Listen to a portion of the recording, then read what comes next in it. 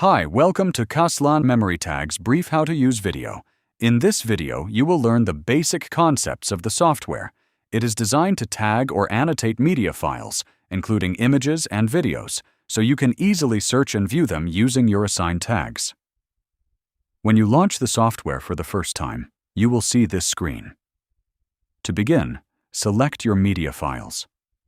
You can choose a single file or an entire folder. Alternatively, you can drag and drop files or folders directly into this panel. I've created a test folder containing a random mix of images and videos, including subfolders. I'll simply drag this folder into the panel, and as you can see, all media files are loaded into the table. Any unsupported files will be automatically ignored. Now you can browse through the files and add tags. I am tagging some of these files for you. Tags are keywords that describe a media file, and they should be separated by commas. After adding tags to a file, you can click this arrow to move to the next file or use the keyboard shortcut Ctrl+N. To go back to a previously tagged file, click this arrow or press Ctrl+P. If you only want to tag a single file,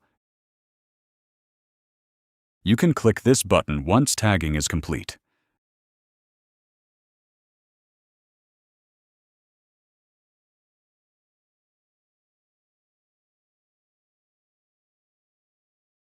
You can also export this table to a local CSV file. Please note that the file size and date modified columns will be excluded.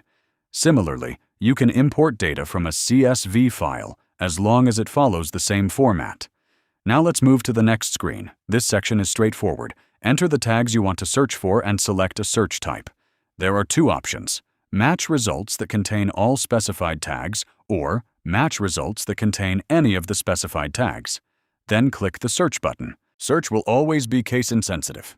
The software will display all matching results, which you can also click to open in your system's default media viewer.